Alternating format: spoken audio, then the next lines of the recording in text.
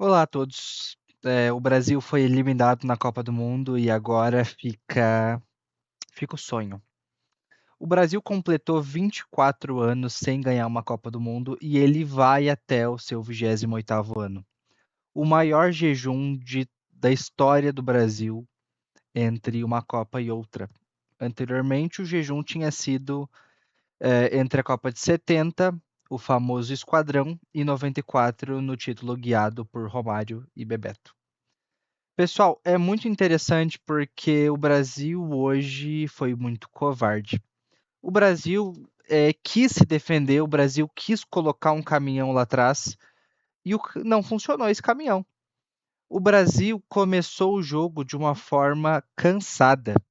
O Brasil se colocou lá atrás, não fez pressão na bola, tentava fazer duas linhas muito compactas e Vini Júnior mais à frente de uma forma livre, com Matheus Cunha também, com um pouco mais de responsabilidade defensiva. Mas o Brasil passou esse jogo inteiro fazendo uma coisa que não parecia que era o que o Brasil deveria fazer. O Brasil queria se defender bem e correr. Defende, rouba, corre. Defende, rouba, corre. O grande problema foi quando, nas oportunidades que teve para correr, não foi efetivo. O Brasil não conseguiu ser efetivo frente ao gol. O Brasil perdeu oportunidades, o Brasil correu, correu, correu, correu e chegou na frente da área e não conseguiu fazer o gol. Em muitas bolas, o Vini Júnior pegava, driblava um, driblava dois e perdia. Teve bolas que foram deploráveis, assim. O Vini Júnior se perdendo a bola, saindo com bola e tudo. Isso não foi uma nem duas bolas, foram várias. Do outro lado, Carlo Ancelotti soltou a seguinte frase algumas coletivas atrás, que o Brasil, historicamente, se defendia bem e tinha talento na frente para ganhar. E isso me coloca a ideia de que o negócio não era tático. Porque se você defende bem e você ataca, ele não colocou em nenhum momento algum tipo de tática ou algum tipo de solução, algum tipo de temos o estilo de jogo. O que ele disse foi: o Brasil defende e tem talento na frente. E é evidente que o Brasil tem talento na frente. O Brasil é um país de 220 milhões de habitantes. O Brasil sabe produzir jogadores de futebol. O Brasil é um país onde as crianças nascem e talvez o primeiro contato que elas têm com algum esporte seja com futebol. Elas, com 2, 3 anos, estão chutando uma bola descalças, então, evidentemente, o Brasil sabe fazer isso. Mas o que nos impressiona, o que pega, é que o Brasil não fez questão de jogar. O Brasil está eliminado, e está eliminado não porque a Noruega é o melhor time da Copa, mas porque o Brasil simplesmente não quis. Seguindo, o Endrick entra no segundo tempo, e quando ele entra no lugar do Matheus Cunha, que ao meu ver era uma questão que eu já preferia desde o começo do jogo, porque se o Brasil queria correr e roubar e correr, muito melhor você ter um jogador que tem uma explosão absurda, que é um canhão. O Endrick entra nos jogos e ele faz fumaça. Ele não cansa, ele corre, corre, corre, corre, corre, e ele é bom. Porém, Ancelotti entrou com o Matheus Cunha e evidentemente não deu certo. Mais para frente, o Endrick, assim que entra, tem duas oportunidades muito claras ali. A primeira ele erra por muito pouco, a segunda é um pouco mais de longe, mas ele bate também. Ele tem uma mentalidade muito clara em direção ao gol. Quando ele entrou e fez essas duas jogadas, eu já estava escrevendo aqui as minhas impressões sobre o jogo, o que eu achei, e eu escrevi. O Endrick é um demônio. Porque ele é isso mesmo. Ele entra no jogo e ele faz assim coisas impressionantes. Ele não sai driblando todo mundo, ele não fica negociando o jogo. Ele pega a bola e vai pro gol. Ele pega a bola e tenta fazer gol, que foi o que o Brasil não tentou fazer hoje. Seguindo, aos 68 minutos, entra Neymar e Danilo, no lugar de Rayan e Martinelli. Neymar entra ali fazendo a função do falso 9, entra que é deslocado para a ponta direita, e ali o Danilo Danilo faz ali um trio de meio campo um pouco mais defensivo junto com Bruno Guimarães e Casemiro. Eu percebo que assim que o Neymar entra, primeiro que ele ocupa ali a função do falso 9, ele sai da área, ele vem, mas o jogo para de passar pelo Endrick. O Endrick para de ser o finalizador de jogadas, como ele foi nos minutos que entrou, e o Brasil perde essa questão orientada ao gol. Logo depois, eu percebo que o Brasil deixou de jogar no que ele estava jogando e ele começa a fazer um 4-3-3 bem definido, com o Endrick de um lado, Vini do outro e Neymar no centro. E na fase defensiva, um 4-4-2, com Vini Júnior e Neymar se poupando na marcação. Aos 78 minutos, o Ederson entra no lugar do Bruno Guimarães. Bruno Guimarães, que vamos abrir um parênteses, bateu um pênalti, errou, mas fez uma Copa boa, participou de gols, mas infelizmente ele foi bater o pênalti cagado. Bruno Guimarães, assim, bateu muito mal, muito previsível. O goleiro não fez um grande esforço para defender a bola e depois ele não conseguiu desempenhar o que talvez pudesse desempenhar. Teve uma oportunidade que ele quase fez o gol ali, mas o goleiro defendeu e parece que estava impedido também. Mas eu senti falta um pouquinho do Bruno Guimarães. Aos 78, depois que entra o Ederson, logo em seguida o Haaland faz um gol de cabeça, o cruzamento vem do lado esquerdo para lado direito para a esquerda. Danilo, que deveria estar ali na marcação do cruzamento, né? O cruzamento acontece, Haaland sobe, faz o gol em cima de Gabriel Magalhães. Em 2014 eu escutei a frase: "O Dante conhece os alemães". Em 2026, Gabriel Magalhães conhece o Haaland.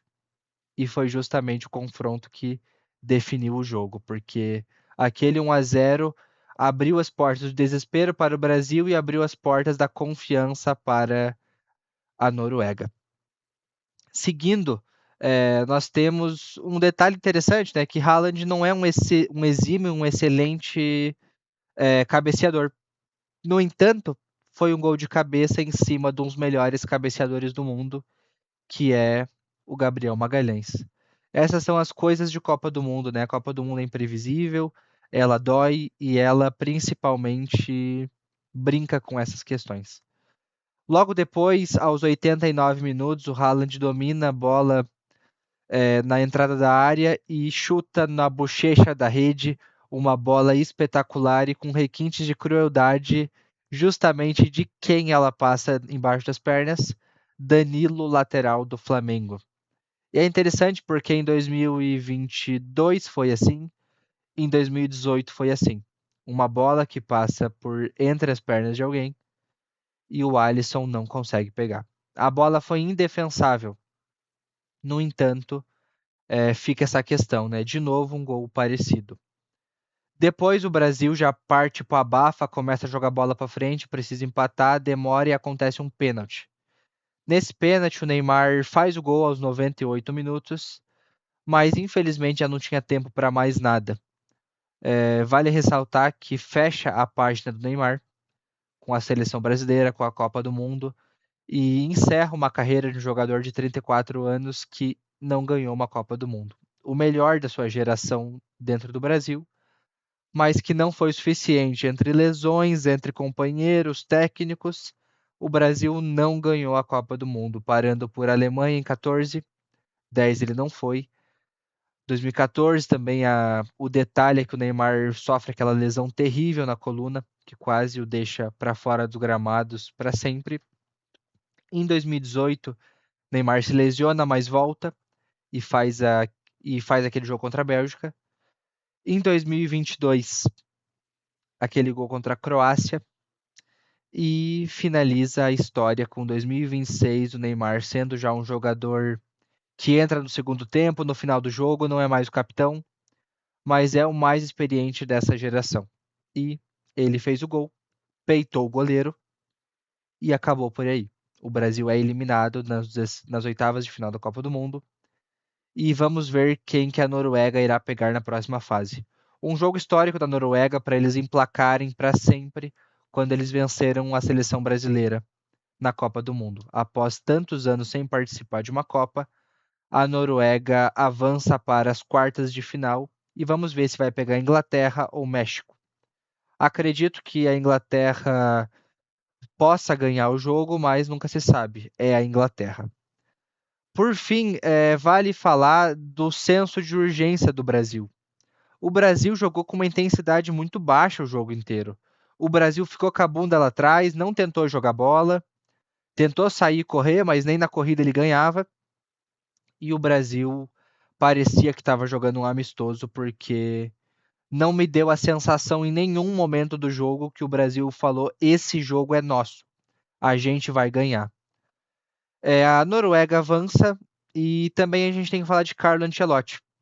Desde o começo da Copa e desde que o Carlo Ancelotti foi contratado, eu nas minhas rodas de amigos e conversas eu falo, não sei se é o cara. O Carlo Ancelotti nunca treinou uma seleção e faltando um ano, com um ciclo inteiramente acidentado, não sei se era o melhor. O meu palpite era que eu queria um treinador como Mano Menezes, como um Mourinho, um treinador que sabe fazer uma retranca e jogar a bola para frente, chutar a bola para cima e fazer gol, porque é isso que ganha uma Copa do Mundo. Infelizmente, Carlo Ancelotti teve as convicções dele, as decisões dele, insistiu num 4-2-4 que não funcionou, depois mudou de ideia, sofreu muitas baixas, é verdade.